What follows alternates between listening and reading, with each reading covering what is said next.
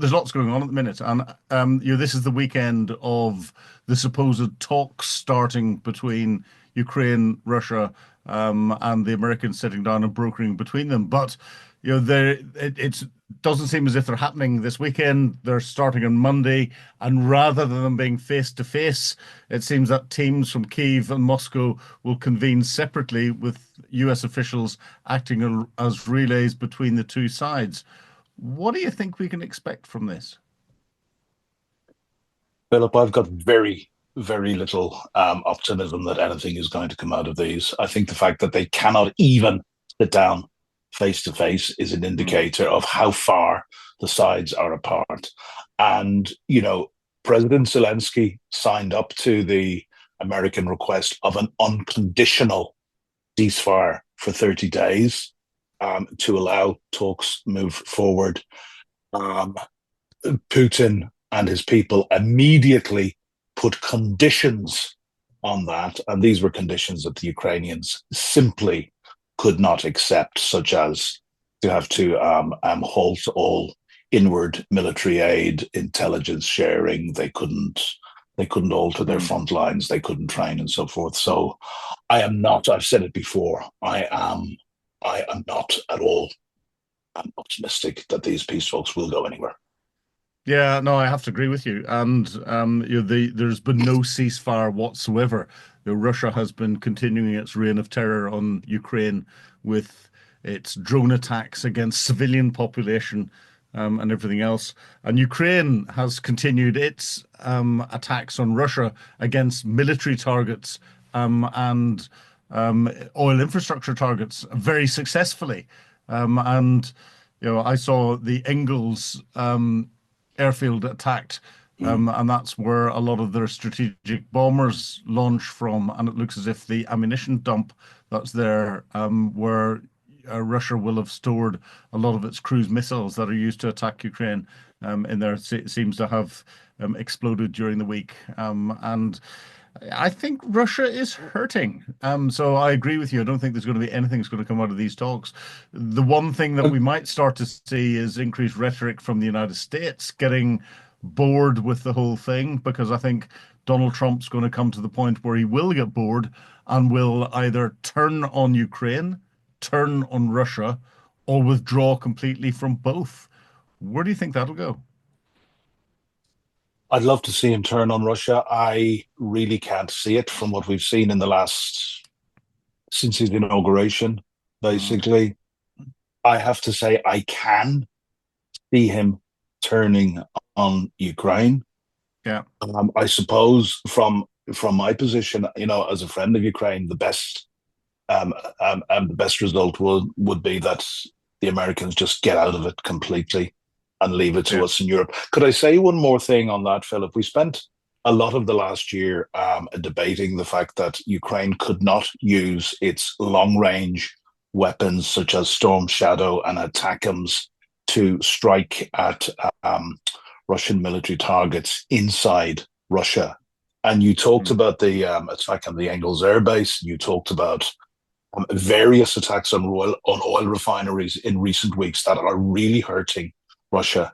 yeah, Ukraine has been hugely successful in developing its own drones with a range of yeah, up to 3,000 kilometers. It has also now developed its own cruise missile, the Trident. And the Trident, mhm, one should remember, it was two Tridents which sank the Moskva back yeah, in 2022. But if I am correct, and you may correct me, the Tridents they had at the time had a range of, I think, 200 kilometers. They have now yeah. tested a Trident with a range of up to 1,000 kilometers. So, we have got to remember if America pulls out completely, Ukraine is not done for. Currently, America supplies about 40% of Ukraine's armaments. 30% comes from Europe and 30% comes from Ukraine themselves.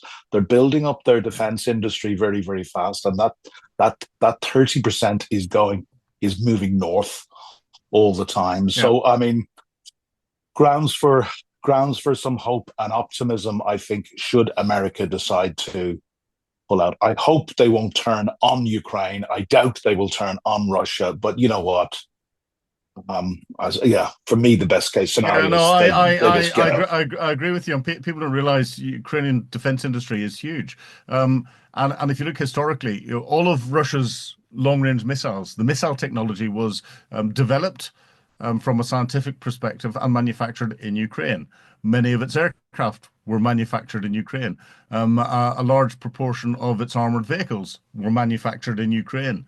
Ukraine. Most of their rocket scientists Yeah, well, came from yeah, Ukraine. that's what I said, and then their nuclear scientists as well were Ukrainian. So Ukraine has got in Soviet days a distinct link into the Soviet arms industry, and whenever the USSR broke up and Ukraine gained its independence, then a lot of that technology and that know-how remained inside Ukraine, and they're just waking it up again and getting it going. So, Vladimir Putin is worried, but I agree with you. I don't think it's going to be as disastrous as people make out if the United States pulls away completely. But part of that ties in with our next point. One of the proposals being discussed is for British fighter jets to police the skies above Ukraine, and if we look at that.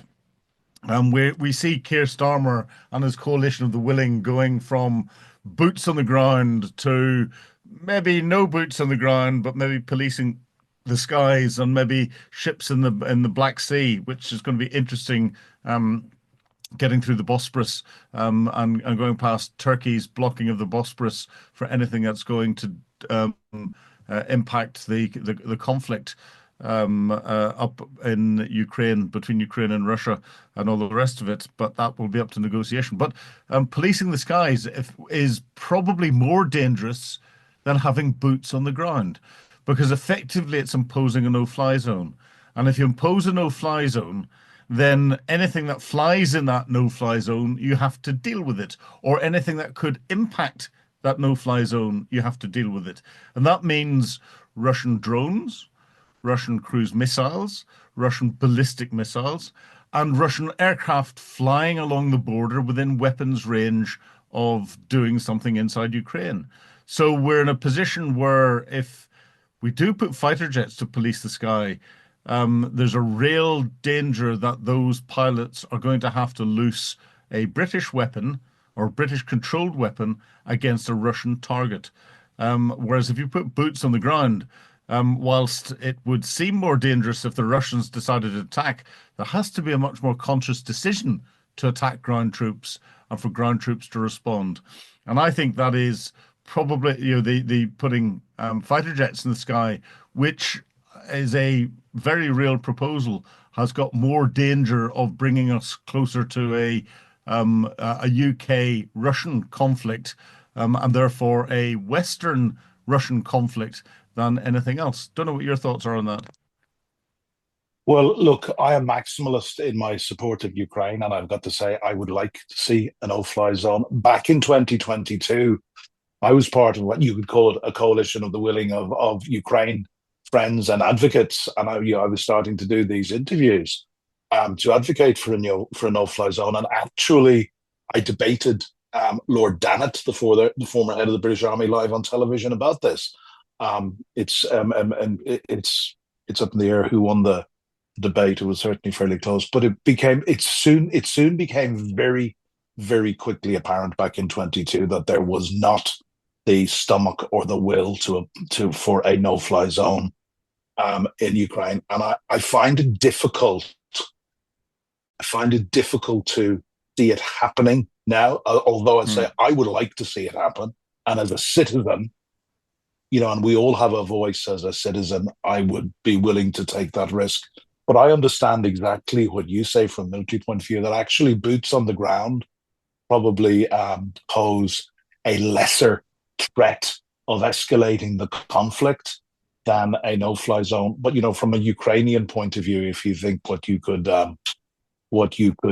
do if the Americans or if we as the Western coalition were to provide the same sort of defense assistance, and maybe that no-fly zone could be defensive only. maybe you can discuss that. But if we were to provide the same sort of defensive no-fly zone as America clearly provides for Israel, I'd love to see that, but I can't. Yeah, well, defensive no-fly zone is what I was discussing. Anything that would fly then inside Ukrainian airspace would have to be shot down. And if it had come from Russia, that would mean RAF jets, and I'm assuming a coalition of the willing jets, shooting down Russian military capability. So directly engaging with the Russian military, albeit after it's crossed the border. But where do you define the border then?